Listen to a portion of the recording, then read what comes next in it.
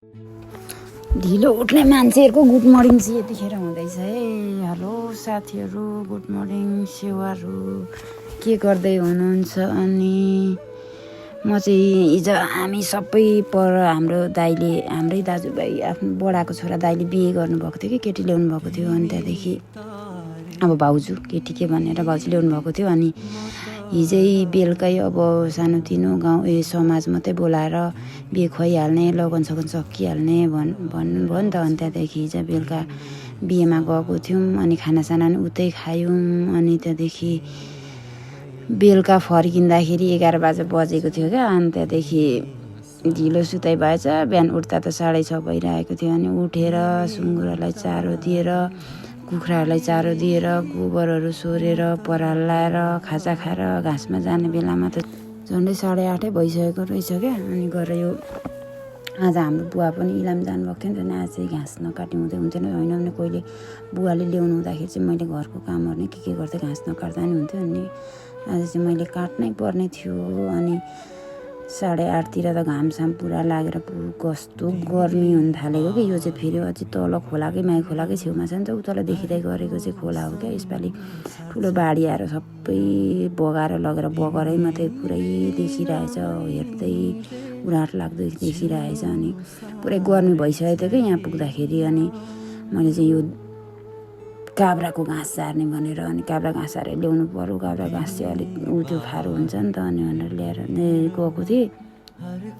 अनि झार्दा यति धेरै काब्राको चोप आएको नि। सधैँ त पन्जा लाएर जान्थेँ, आज चाहिँ फेरि पन्जा लाउनु पर्दैन होला, भुइँघाँस काट्दा मात्रै पन्जा लाइन्छ भनेर नलगाइकन गएको। हातमा लुगामा यति धेरै चोप लाग्यो नि, अम्म पुरा च्याप भएर त्यो खुर्पा नै समाउनु नभएको क्या। हातमा त्यति साह्रो चोप लागेको थियो क्या।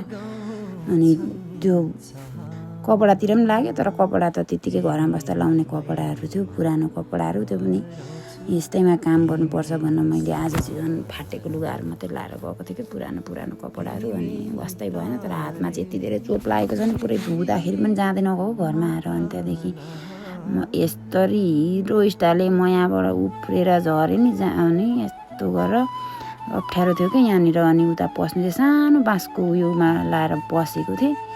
अनि यस्तरी झरेको त हाम्रो बुवाले रोप्नुभएको 1 बोट अलैँची त छर्लम भयो। भोलि पर्सि देख्नुभयो भने म गाली खान्छु। अब के भन्नु त, अरू त्यस्तै हो। अनि योपालि चाहिँ एकदम धेरै गर्मी बढ्छ अरे सधैँभन्दा भनेर मौसम तथा पूर्वानुमान महाशाखाले अस्तिदेखि नै भनेको छ नि त। अनि योपालि हुनु त यो अहिले भर्खर जेठ पनि 20तिर मात्रै लाग्दै छ भर्खर। अनि यस्तो धेरै गर्मी छैन।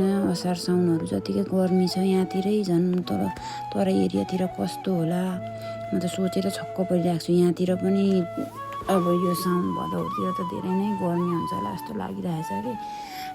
अनि त्यो पानी नपरेपछि त्यसै गर्मी बढेकै तलतिरको मान्छेहरू चाहिँ गर्मीले मर्नै परे भनेर सोचिरहेको छु म। बेलैमा को आफन्त इष्टमित्र छ, पाहाडतिर गएर बस्ने 2-3 महिनालाई भनेर कामसाम सघाउने बस्ने, यतै खाने, पछि गर्मीले मर्यौँ है भन्दै भिडियो बनाउँदै भिडियो कल गर्दै हामीलाई नदेखाउन हुन म अहिलेदेखि नै अनुरोध गर्दछु।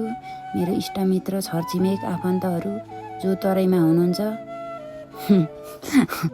अनि अब त धानहरू रोप्ने बेला पनि भयो कि, बिउ सिउ अस्ति राखिसक्यो। अनि कोदोको बेला हामीले हिजो अस्ति राख्यौँ। अब धान पनि रोप्ने बेला अब कति छिटो बर्खा लाग्यो। हिजो अस्ति जाडो आउँदै थियो जस्तो लाग्यो।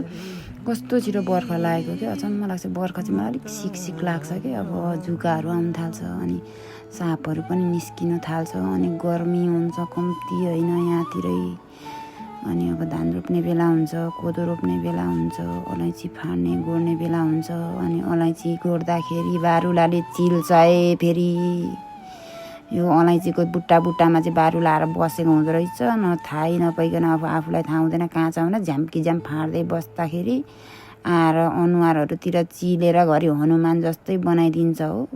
पिर्छ नि गाउँघरमा काम गरी खानु कहाँ त्यति सजिलो छ र। तराईतिरको मान्छे त पाहाडमा त जे गर्दा नि पैसा हुन्छ, यो बेच्यो नि पैसा, त्यो बेच्यो नि पैसा, कहाँ त्यति सजिलो छ हौ। पैसा प्याट कहाँबाट आउँछ त भने कति गाह्रो पर्छ यहाँ त काम गरेको हामीले। तल साइडमा देखिँदै गरेको चाहिँ हाइड्रो पावर है, हाम्रो घरको पारिपट्टिको हाइड्रो पावर हो। यसलाई चाहिँ पञ्चकन्यामाई हाइड्रो पावर भन्छ। यो चाहिँ त्यही हो। अस्ति बर्खामा यहाँ पनि बाढी पसेको थियो। यो तलको त्यो पावर हाउसमा पुरा पानी लेदोहरू पसेर सफा गर्नु झन्डै हप्ता 10 दिनभन्दा धेरै लागेको थियो क्या। अनि अब चाहिँ मेरो खाना खाने बेला भयो। तपाईँहरू पनि के गर्दै हुनुहुन्छ, खानासाना खानु होला भन्ने अनुरोध गर्न चाहन्छु। आजलाई भिडियो यति नै। मेरो भिडियो हेरिदिनु भएकोमा यतिसम्म धन्यवाद तपाईँहरूलाई। फेरि अरू भिडियो पनि हेरिदिनु होला।